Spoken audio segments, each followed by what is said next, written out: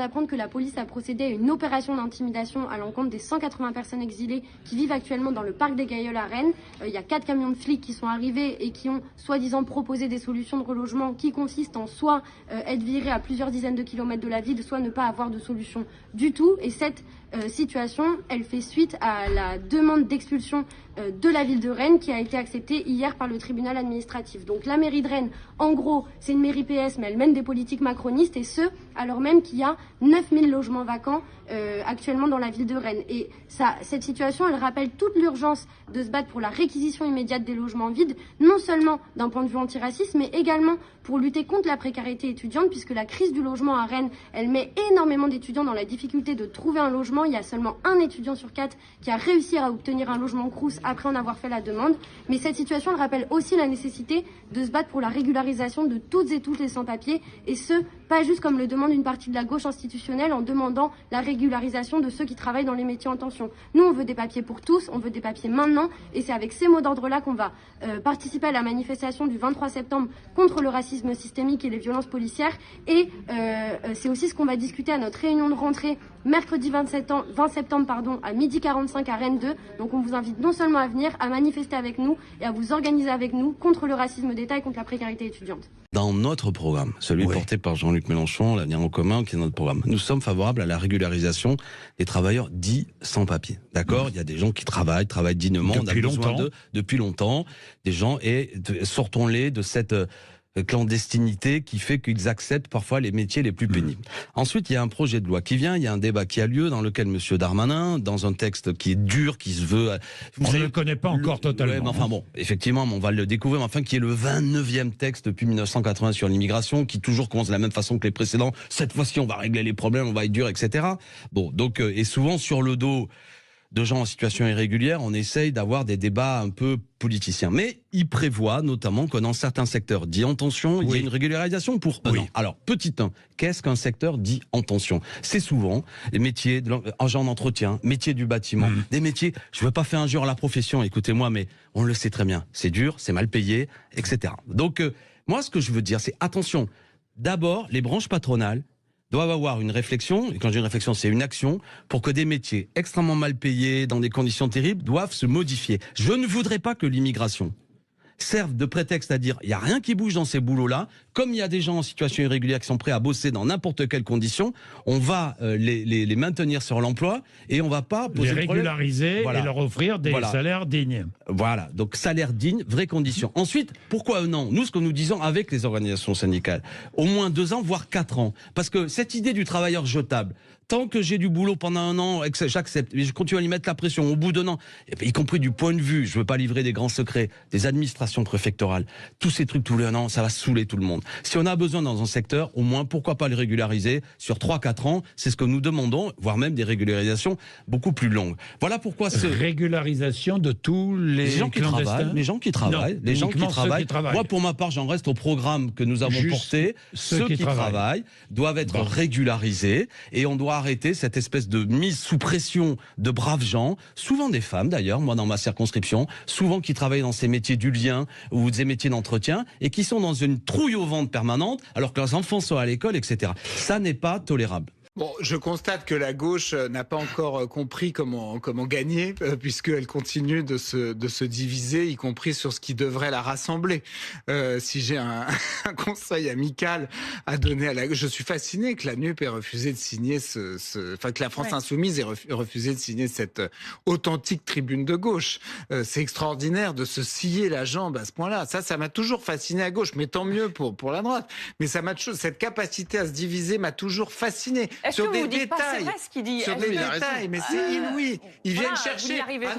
Vous n'avez pas mis de point-virgule à la 3e phrase. Ah, on peut pas signer. Ah, on n'est pas d'accord. Du coup, nous allons présenter notre propre candidat parce que vous comprenez, le vôtre a les cheveux trop longs. Est-ce que c'est pas la source de l'échec de la gauche ? Mais bien sûr. Non, mais je pense que aujourd'hui notre recherche de pureté, et je pense que la pureté en politique est un problème. Notre recherche de pureté théorique parfois nous empêche en fait d'avancer. avancer. Exactement. Et vous faites construire des goulags. Mais si la recherche de pureté à gauche a conduit à des camps de concentration. Non, mais bien sûr, j'ai lu moi cette tribune avec.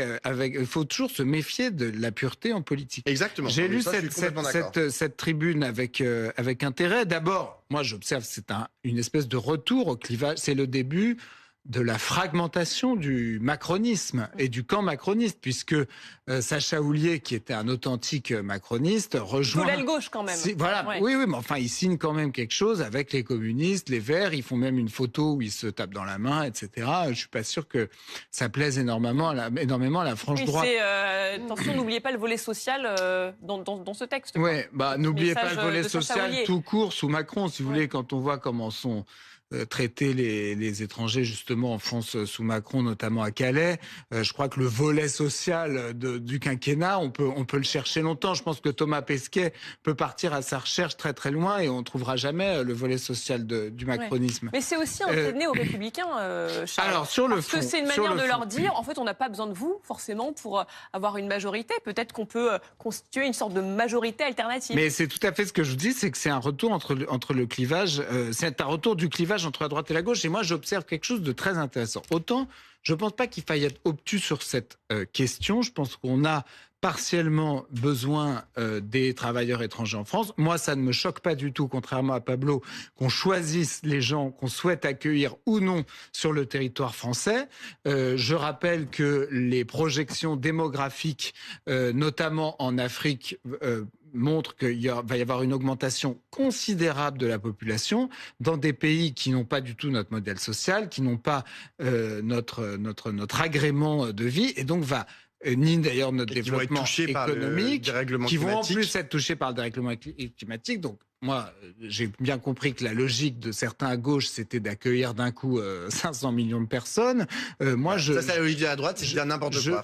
C'est de balancer des chiffres comme ça. 500 millions en France. Souvent, ce que j'entends, c'est qu'en gros, vous voulez régulariser tout le monde, accueillir le plus possible. Oui, c'est pas 500 millions. Calme-toi. Oui, regarde. Non, mais c'est ça. C'est-à-dire que... Non, mais en fait, le principe de la droite, c'est toujours de faire croire qu'il y a une vague migratoire qui va nous submerger et qu'on va tous être dissous. C'est d'avoir, pardon de te le dire, d'être à peu près aussi borné sur ces questions migratoires que l'extrême droite qui ne sait dire qu'on ferme la porte. Si on essaie d'avoir une position nuancée, on constate qu'il va y avoir un flux très important d'immigrés dans les années qui viennent et on ne peut pas les accueillir tous, certainement pas. Et je suis donc très frappé de constater que dans cette tribune, il y a quelque chose qui me paraît irresponsable. La droite veut construire des murs. Non, irresponsable et idéologique, c'est que il n'évoque même pas l'hypothèse de contrôler les flux migratoires et de réduire le nombre de personnes qui arrivent tous les ans sur le territoire français. Or, moi, je pense qu'une immigration trop importante crée des déséquilibres. Régulariser les travailleurs sans papier, y compris dans les secteurs sous tension. Pour la droite, pour les LR, c'est irrecevable. C'est même non négociable. Vous parlez de la droite parlementaire parce qu'en réalité, la droite dans les territoires, c'est ce qu'elle nous demande. Moi, j'ai dans ma permanence parlementaire, et on est tellement nombreux dans la majorité à avoir ce genre de situation, des chefs d'entreprise, par exemple le CHU de Poitiers pour ce qui me concerne, qui me demande la régularisation de médecins libanais, syriens. J'ai le chef d'entreprise qui me dit que dans sa boîte de travaux publics, dans son restaurant, il a un travailleur qui est là depuis plusieurs années, qui travaille, qui a soit besoin de papier, soit besoin de renouvellement de son titre. Sauf que vous noterez que le patronat est quand même très discret sur le sujet. Eh bien justement, je pense qu'il faut sortir collectivement de l'hypocrisie, il faut sortir de l'hypocrisie pour les politiques, il faut sortir de l'hypocrisie pour le monde économique. Et tout ce qu'on demande à bas bruit, tout ce qu'on demande entre nous, tout ce qu'on demande à la préfecture ou à l'État, parce qu'il y a même des députés, y compris de droite, qui écrivent au gouvernement pour qu'on régularise les travailleurs, eh bien, il faut le faire, et il faut le faire dans la loi. C'est intéressant ce que vous dites. C'est-à-dire qu'il y a des députés de droite sur le terrain qui poussent pour des régularisations et qui, derrière, à l'Assemblée, sont dans la droite ligne d'Olivier Marleix et menacent d'une motion de censure. Bien évidemment, parfois même les principaux intéressés. Donc ce qu'il faut dire, c'est que les projets que nous proposons, ils rencontrent des difficultés parce qu'ils sont radicaux. La gauche, elle veut pas des expulsions des étrangers délinquants. Pourtant, c'est un problème qu'on rencontre dans toutes les villes. La droite, elle veut pas des régularisations des sans-papiers. Moi, je pense qu'il faut faire bouger les choses. Et cet acte collectif, il permet un peu de se dépasser, de dire sur quoi on est d'accord. Et qu'est-ce que par cohérence on pourrait soutenir. Alors après, de là à passer au vote, il y a un pas. Mais au moins, il faut qu'on puisse se dire les choses. L'immigration, avec un texte sur l'immigration du gouvernement, il y a une mesure, c'est la mesure de régularisation des sans-papiers dans les métiers sous tension, qui est au centre des enjeux, qui divise la majorité, qui est un point aussi, une ligne rouge pour la droite, pour vous-même aussi. Mais si vous étiez en responsabilité, que vous avez des personnes sur le territoire qui travaillent sans papier, qui payent les impôts, qui sont là, probablement certains avec leur famille, dans l'hôtellerie, dans la restauration, dans les vendanges, est-ce qu'il n'y a pas une forme, malgré tout, de bon sens à ce qu'ils soient régularisés, Sébastien? Je connais cette argumentation qui est celle de vous mettre devant le fait accompli, de dire écoutez, ils sont là, ils travaillent, il faut se mettre, on est devant le fait accompli. Ça touche entre 600 000 et 900 000 personnes. Moi, je suis hostile à cette politique pour 2 raisons. D'abord, régulariser des personnes qui aujourd'hui sont là sans papier, sans titre de séjour, c'est ouvrir une voie d'immigration supplémentaire. C'est-à-dire, c'est faire l'inverse, c'est envoyer un signal à l'extérieur qui dit vous pouvez venir, à partir du moment où vous trouverez un job, vous serez régularisé. Je pense que ça, c'est un grand danger.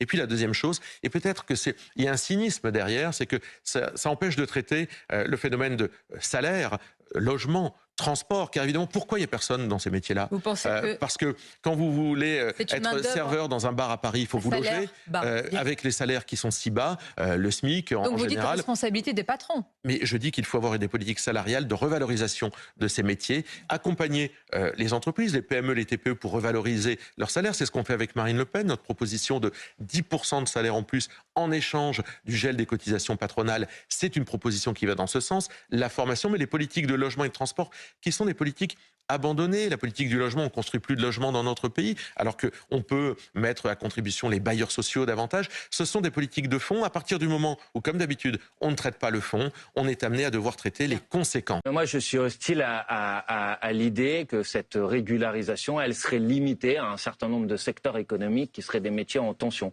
Je suis favorable à la régularisation de l'ensemble des travailleurs et des travailleuses sans papier, c'est-à-dire des gens... Quels que soient les secteurs. Voilà, des gens qui ont un contrat de travail, qui, il faudrait quand même le dire, contribuent davantage à l'économie du pays que ce qui coûte au pays. Tous les chiffres le démontrent, qui contribuent davantage que ce qu'ils reçoivent. Et je dis que ces gens-là, puisqu'ils ont un emploi, puisqu'ils ont un contrat de travail, doivent être régularisés, tout simplement. Donc je ne suis pas d'accord avec la proposition du gouvernement qui est de limiter cette régularisation à un certain nombre de secteurs qui seraient des métiers en... Cette tribune, elle est bien.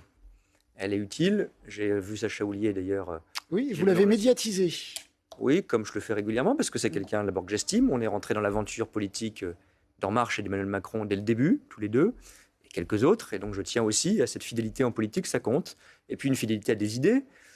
Il est un peu plus jeune que moi, Sacha Houlier, mais on est à peu près de la même génération. On a été tous les deux au Parti Socialiste. On a fait notre chemin, parce que je crois que le Parti Socialiste a un peu abandonné certains de ses idéaux, de ses sens, tes responsabilités. Donc moi, je suis très heureuse dans ce que je fais.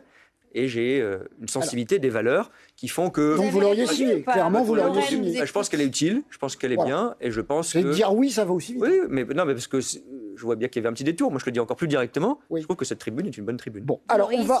Sans doute, oui. On va aborder l'aspect politique et puis après l'aspect de fond. Sur l'aspect... Juste un point, parce que je vois la question complète. Pardon, c'est important pour ceux qui nous écoutent. C'est pas la régularisation des sans-papiers dans le sens où l'immigration illégale serait en quelque sorte... C'est des travailleurs sans papier. C'est très important, c'est des gens qui travaillent. C'est des gens, c'est d'ailleurs dans le projet de loi. Je promets qu'on va en parler. C'est très important, c'est des gens qui travaillent, qui sont intégrés, d'abord qu'on évacue. qui veulent effectivement être régularisés parce qu'ils s'intègrent et qui bossent.